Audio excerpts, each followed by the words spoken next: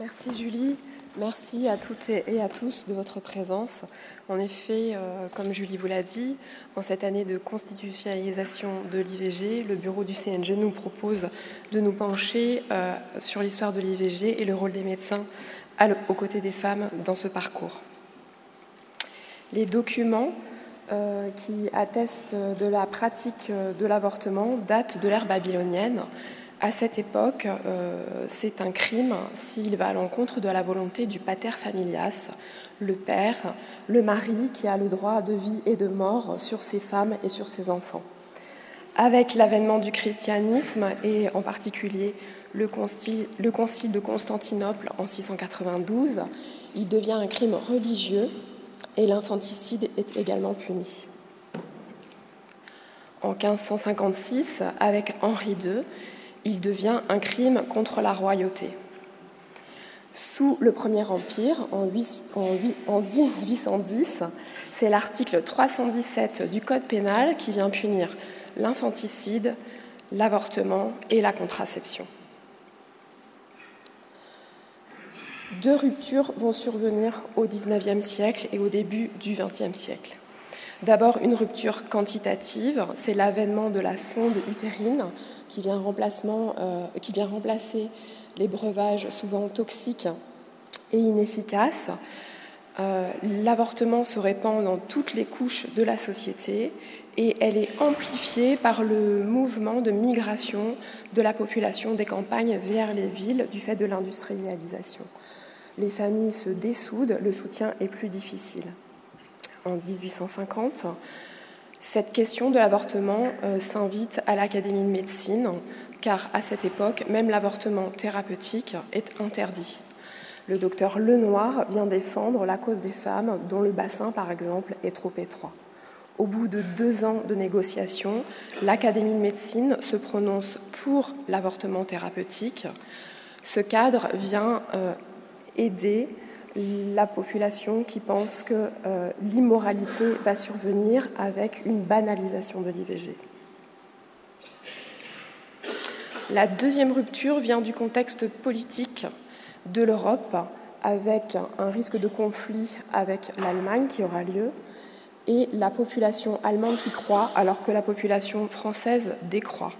On a 2 mouvements politiques qui vont alors émerger, le camp des repopulateurs qui, comme son nom l'indique, prône la natalité, et le camp des néo-malthusiens qui est un groupe anarchiste et révolutionnaire qui va diffuser via ses magazines et ses romans les moyens de contraception, à l'époque le coitus interrompus, et qui apporte aux femmes et aux couples les moyens d'utiliser la sonde utérine et de la trouver. Ce n'est pas la défense de la cause des femmes qui les intéresse, mais la défense du peuple contre la bourgeoisie qui opprime les plus pauvres. Jusqu'à cette époque, au final, malgré toutes les répressions, peu de femmes sont condamnées et peu de praticiens sont condamnés. C'est avec le gouvernement de Vichy et l'arrivée au pouvoir des repopulateurs que le nombre des condamnations va croître. Mais c'est surtout après la guerre que le nombre des condamnations va augmenter. 1950-1960, c'est l'arrivée des mouvements féministes en France. Le premier, la maternité heureuse, qui deviendra le mouvement français pour le planning familial sous l'égide du docteur Henri Fabre, et l'import du birth control ou contraception depuis les États-Unis par la docteure Marie-Andrée Lagroix-Valallet, qui vont produire une modification de l'article 317 dont je vous ai parlé tout à l'heure. Je vous rappelle que jusqu'alors, la contraception est interdite. Il va donc falloir modifier cet article 317. C'est pour ça que la loi Neuwirth, en 1967, va permettre l'autorisation, l'utilisation, la diffusion des moyens de contraception. L'idée à l'époque, c'est que l'utilisation et l'information à propos des moyens de contraception va permettre une disparition ou une diminution du nombre des avortements.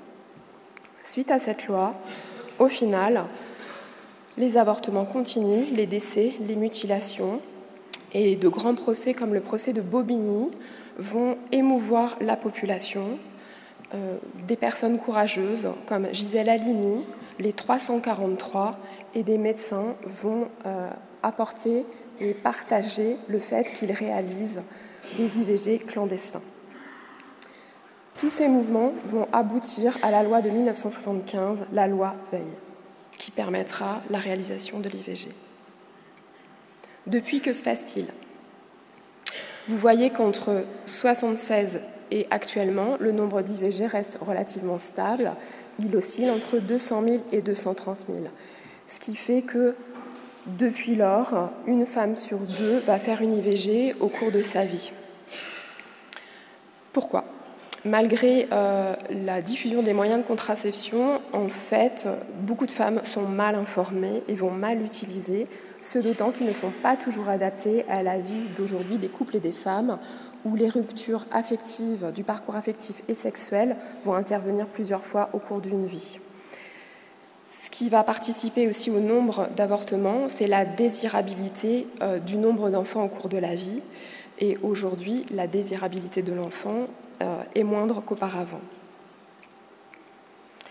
Vous voyez sur cette première figure que le nombre d'IVG et les IVG sont surtout importants quand la femme est jeune, c'est-à-dire un peu avant 20 ans et un peu avant 30 ans. Vous voyez sur la deuxième courbe que ici, en 1981, les femmes jeunes avaient moins souvent recours à l'IVG qu'en 2011, où elles y ont plus souvent recours.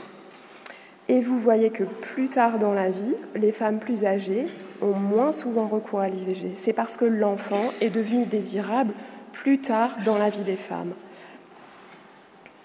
Ce qui conduit aussi au fait que le nombre d'IVG par femme augmente au cours de leur vie. La loi de 1975 a subi des évolutions. Celle de 2004 a été importante pour les femmes.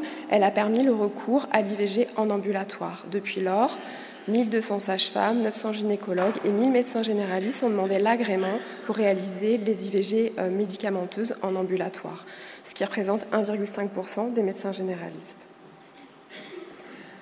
Cette implication, elle a permis la réduction moyenne du temps de grossesse avant l'IVG. Et vous voyez qu'en 2002, les femmes réalisé leur IVG en moyenne à 9,1 semaines d'aménorrhée, alors qu'en 2011, la durée moyenne de la grossesse avant l'IVG était de 8,4 semaines. Et actuellement, ce chiffre est toujours en décroissance. Comment ça se passe dans le monde? Vous voyez sur la figure, ici en blanc, les pays sur chaque continent qui autorisent l'IVG. En orange, ceux qui l'autorisent sous conditions médicales et en rouge, ceux qui le refusent. Les chiffres de 2017 nous indiquent que 25 millions d'avortements clandestins ont été réalisés. Les pays qui interdisent l'accès à l'avortement interdisent souvent l'accès à la contraception et l'égalité entre les sexes n'est pas respectée. Ce qui nous rappelle que la contraception et l'avortement sont aussi des moyens de coercition contre les femmes et c'est toujours le cas aujourd'hui en France, même si c'est peu connu ou si ça ne s'exprime pas sous les mêmes modalités que dans les autres pays du monde. Enfin, les décès et les complications d'un avortement interviennent dans les conditions les moins sûres. Vous l'aurez compris, la répression durant des siècles contre l'avortement n'a pas empêché les femmes d'y avoir recours. Par contre, l'engagement des praticiens de soins primaires dans une politique de santé nommée « Aller vers » a contribué à l'amélioration de l'état de santé et l'état social des femmes. Merci de votre attention.